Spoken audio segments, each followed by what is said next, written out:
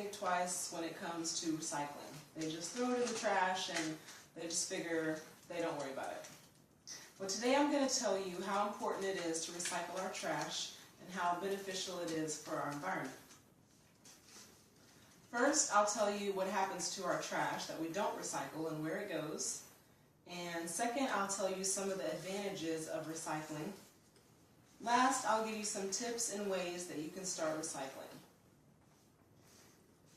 According to DJ Ward, Americans create more trash per person on a daily basis than any other country.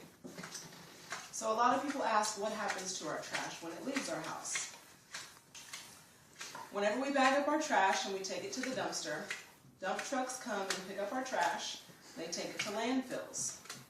A lot of people don't know what a landfill is. It's just a huge space in the ground where dump trucks dump all of our trash. Once our trash gets to the landfills, it's processed by machines and chemicals to help break it down. And we create so much trash, a lot of trash, that soon we're going to run out of space in these landfills. Another downfall to the landfills is that we're putting a lot of hazardous materials in the landfills. Things such as batteries, bleach, and other household chemicals like that. And according to ZeroWasteAmerica.org, these landfill liners that line the bottoms of these landfills are only about 1/10 of an inch thick. The problem with this is that the bleach and the batteries and the chemicals that we're putting into the landfills could eventually leak out and contaminate our water supply, which would cause a very big problem. And once we run out of space for our landfills, what are we going to do then? That only leaves us to knock down more trees in our forests and ruin more natural habitats to make room for these landfills.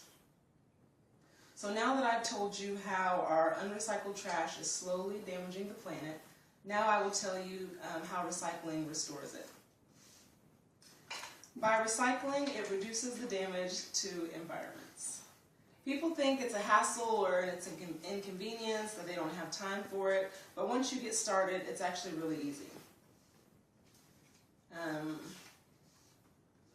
According to an article by Kids Discover, just by recycling one aluminum can, you could save enough energy to power a television for 3 hours, which is awesome because everybody watches TV. Now I will give you some tips and ways that you can start recycling yourself. First of all, it's easy. Small children, adults, elderly, anybody can recycle. First, the thing you need to do is you need to get separate bins for your paper, your plastic, aluminum, and glass. Some other things that you can recycle are steel, copper, and glasses.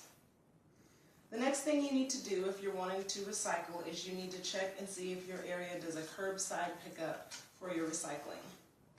If they don't provide a curbside service, you can contact your local recycling agency to find out where you can dump off your recycling.